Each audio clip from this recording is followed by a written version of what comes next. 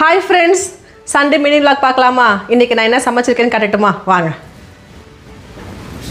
ஒவ்வொரு வாரமும் வெள்ளிக்கிழமை ஞாயிற்றுக்கிழமைன்றது ஒரு பெரிய ஃபீஸ்ட் தாங்க. இதில் விருந்தாளிலாம் வந்துட்டாங்க அப்படின்னா இது டபுள் மடங்காக இருக்கும் வேலை. ஆனால் வெள்ளிக்கிழமை மாதிரி அவசர அவசரமாக எந்திரிச்சு சமைச்சு முடிச்சு பேக் பண்ணி கொடுக்கணும்னு எந்த அவசியமும் இல்லைங்க. ஞாயிற்றுக்கிழமை ஒரு நாள் தானே எல்லாத்துக்கும் லீவு. நல்லா தூங்கி எழுந்திருப்போம், சமைக்கணும்னா சமைப்போம், அப்படி இல்லைன்னா வெளியே வாங்கிக்கலாம் அப்படின்னு ஒரு யோசனை இருந்தீங்க அப்படின்னா அதுதான் பெரிய தப்பு. எந்திரிச்சோடனே ஃபர்ஸ்ட் என்னை பார்த்து கேட்ட கேள்வி, இன்னைக்கு என்ன சாப்பாடு? அட பொறுங்கப்பா, இப்போ தானே எந்திரிச்சிருக்கோம், பொறுங்க, ஒரு காஃபி குடிச்சிட்டு அப்புறமா யோசிக்கலாம்னா இல்லை இன்னைக்கு என்ன சாப்பாடு? வயிறெல்லாம் வலிக்கிற மாதிரி இருக்கு, ஏதாவது வெளியே வாங்கிக்கலாமா? ஹஸ்பண்டோட பதில் என்ன இருக்கும் நினைக்கிறீங்க? ஐயோ பிரச்சனையே இல்ல, மதியம் வெளியே வாங்கிக்கலாம், மந்தி வாங்கிக்கலாமா, பிரியாணி வாங்கிக்கலாமா? நம்ம மதிய சாப்பாடு ஆர்டர் பண்ணி வெளியே சாப்பிட்டுக்கலாம். நீ பொறுமையா ரெஸ்ட் எடுத்து சாயங்காலம் போல மீன் குழம்பு பிரான்லாம் பண்றியா, நைட் வச்சுக்கலாம். கொஞ்சம் எக்ஸ்ட்ரா இருந்தா நாளைக்கு ஆஃபீஸ்க்கு நான் எடுத்து போய்க்கலாம், உனக்கு யூஸ்ஃபுல்லா இருக்கும்ல. அதுக்கு இந்த பருத்தி முட்டை குடோன்ல இருந்துக்கலாம் அப்படின்னு டைலாக் தான் எனக்கு ஞாபகம் வந்துச்சு. கொஞ்சமா அழுத்தி வேற மாதிரி சொல்லி பார்த்தோம்னு வச்சுக்கோங்களேன், ஒரே வார்த்தை அவங்ககிட்ட இருந்து வர பதில் என்ன தெரியுமா இருக்கும்? ஓ இஷ்டம்ப்பா. ஹஸ்பண்ட் மார் வாயில இருந்து ஓ இஷ்டம்ன்ற வார்த்தை மட்டும் வந்துச்சுன்னா அது சரின்னு சொல்றாங்களா இல்ல வேணான்னு சொல்றாங்களா, இல்ல வாங்கி தரேன்னு சொல்றாங்களா இல்ல வாங்கி தர மாட்டேன்னு சொல்றாங்களா? ஒன்னும் புரியலப்பா.